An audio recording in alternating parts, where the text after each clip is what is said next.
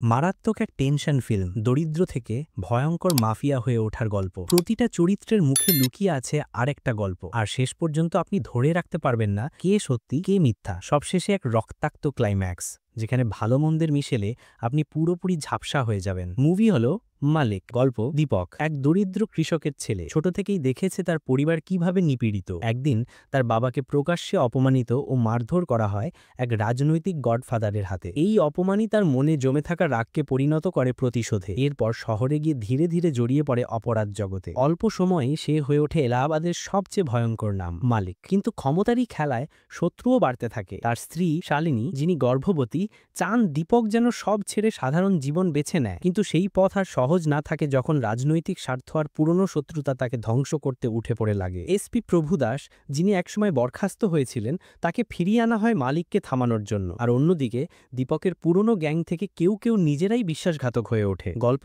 ধীরে ধীরে পৌঁছায় এমন এক পর্যায়ে যেখানে কেউ কারো ওপর ভরসা রাখতে পারে না, এবং সবশেষে এক রক্তাক্ত ক্লাইম্যাক্স, যেখানে ভালো মন্দের রেখা পুরোপুরি ঝাপসা হয়ে যায়। অভিনয়ের কথা যদি বলি, রাজকুমার রাও যেন আবার প্রমাণ করলেন কেন তিনি এই প্রজন্মের সবচেয়ে সেরা অভিনেতা। দীপকের চরিত্রে তিনি শুধু অভিনয় করেননি, তিনি সেটা বেঁচেছেন।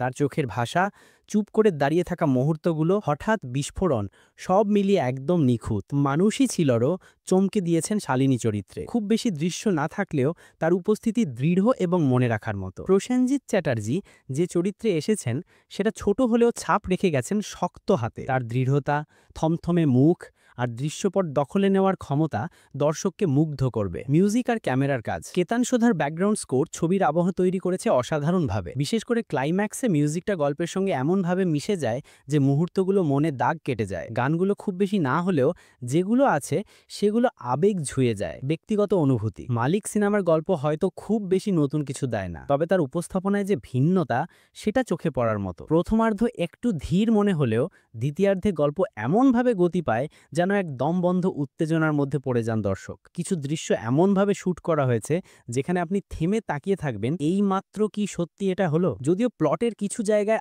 আরও গভীরতা দরকার ছিল, তবে অভিনয় আর আবহই পুরো জার্নিটাকে এক অন্য লেভেলের মুগ্ধতা এনে দেয়। শেষ কথা, একজন মানুষের গ্যাংস্টার থেকে মানুষ হয়ে ওঠার গল্প, যা প্রতিটা পদক্ষেপে আছে রক্ত, প্রতিশোধ, ভালোবাসা আর বিশ্বাসঘাতকতা। রাজকুমার রাওয়ের অসাধারণ পারফরম্যান্স আর ক্লাইম্যাক্সের চমক, এই দুই মিলিয়ে ছবিটি শেষ পর্যন্ত আপনাকে ধরে রাখবেই।